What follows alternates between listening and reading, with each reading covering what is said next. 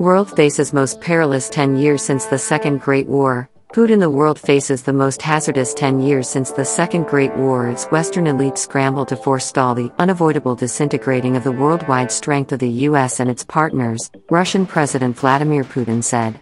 Putin blamed the US on Thursday for prompting the contention in Ukraine, adding the West was playing what he cast as a perilous, horrendous and grimy international game that is planting disorder across the world. Ultimately, he said, the West would need to converse with Russia and other significant powers about the fate of the world.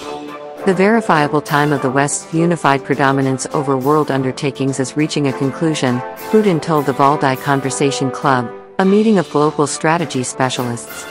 We are remaining at a verifiable boondocks. Ahead is presumably the most hazardous, unusual and, simultaneously, significant 10 years since the finish of the Second Great War.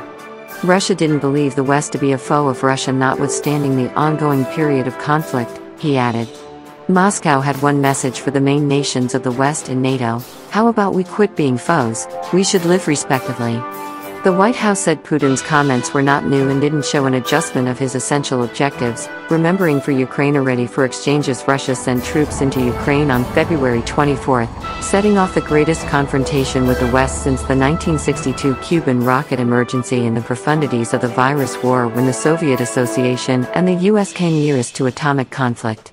A huge number of individuals have been killed while the West has forced the most extreme approvals in history on Russia, one of the world's greatest providers of regular resources.